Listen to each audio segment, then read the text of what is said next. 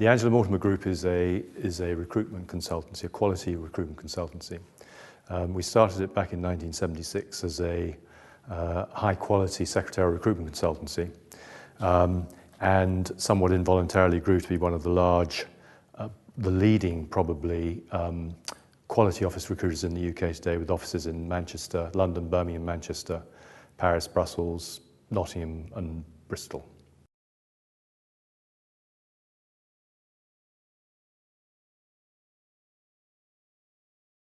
We called the company my wife's name because my wife was an experienced recruitment consultant, and she had a reputation in the market that we wanted to go into. But I didn't work for her, and she didn't work for me. We worked in partnership.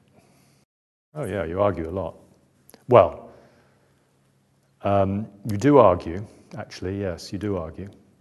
And you should argue, but whoever it is, there will be arguments. The most important thing about arguments is that you cannot engage in arguments unless it is absolutely clear from the beginning that both parties will come back to the discussion and see it through. What you can't afford to have is arguments where people quit halfway through. And that's actually what happens to most partnerships.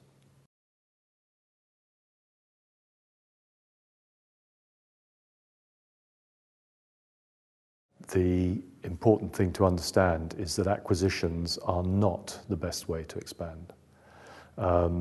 In my experience, acquisitions are always more expensive than the price that you pay for whatever it is you're going to buy, so I wouldn't say that acquisition is the right way to go about growing a company. And looking at it, if you look at it right up through the range, I'm not certain of the percentages of acquisitions that you read about even and hear about that are actually worthwhile acquisitions.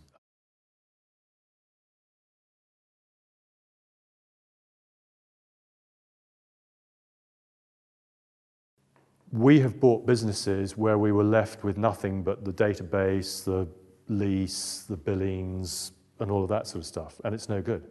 That just means I simply have to take my own people in. So I'm right back to where I started. I've got a recruitment program, I've got a recruitment process, I've got et cetera, et cetera, et cetera. Now, unless there's somebody ready to move in, well, of course, everybody's doing a very good job. So why would they move into this new situation? Well, there may be some, you may be lucky, and there may be somebody on the cusp, ready for that piece of, that step and that piece of development. And remember, we're a very small company, so we don't just have those masses of people who are all sort of jibbing at the bit to move into these sorts of things. And also you've got to consider that if you're talking about turning an operation round, somebody who's got a good operation may not actually want to go into a bad operation. And also you've got to remember there is extra expense involved because you're going to have to pay over the odds because the thing's not going to be making any money. So now you've got, and this is the problem with the acquisition, is that there is the money you invest afterwards in order to, if you like, back up your original bet. That is where the invisible expenses arise.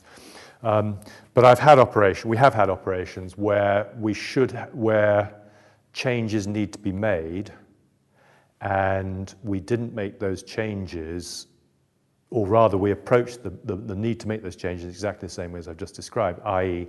by trying to get people on board. And to be quite frank, it is very, very difficult indeed.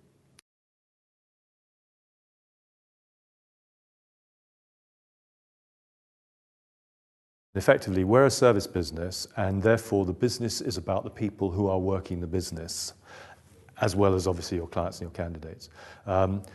In that sense, what we were interested in doing was acquiring people, and what we would do is we would look for a team, a small organization, or a group of like-minded people who wanted to do a high-quality job first.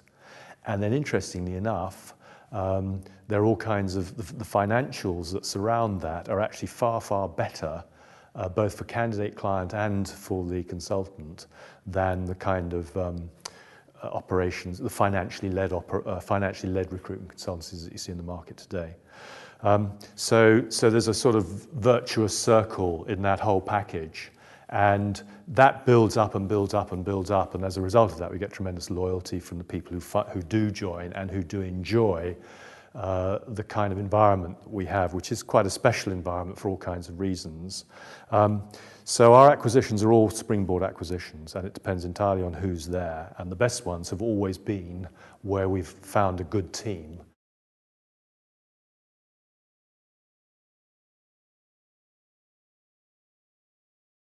The way we motivate our people is we give them full responsibility for what they do. So we take on trainees, for example, and they run a service inside the company, of which they are they create their own managing director. They're in this trainee role, and in fact they handle reception. So they're in this reception role for about 3 months, then they move into a team. So they elect their team leader, and they run the thing themselves, pretty much by themselves. And it's a phenomenal, I mean, what they achieve is outstanding in that period. And these are raw graduates, for example. What they achieve is absolutely phenomenal. Working with them is very, very exciting. And I meet with them once a month, and effectively that's their board meeting. I don't hold back on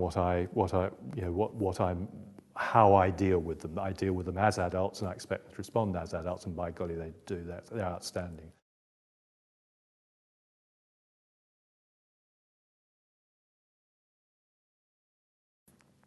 Sometimes you get lucky. Somebody does come to you and there's an opportunity arises.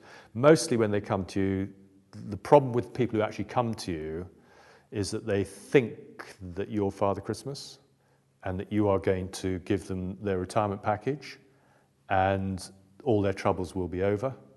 And sadly, we're not Father Christmas, and neither is anybody else, but it takes a lot of time for them to come down off the cloud and then figure that the deal I made in Birmingham took me a year. The deal I made in Manchester took me 3 years. So it's kind of like getting people into the right place and then seeing what's left of that, which is why some acquisitors like recessions.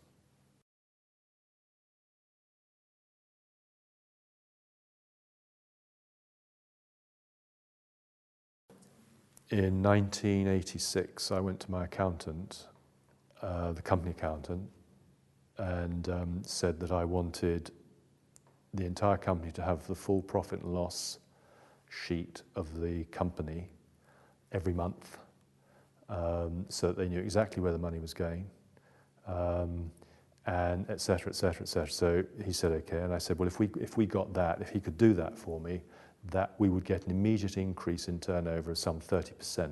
Because once intelligent people know what the score is, they arrange their mindset in a way which fits everything in, and provided they're actually concerned about their own personal interest, and can then take their mind onto where the mutual interest actually lies, then they will, in very, very minute sorts of ways, use their time better and focus better and direct themselves better, and you will get automatic increases actually in productivity.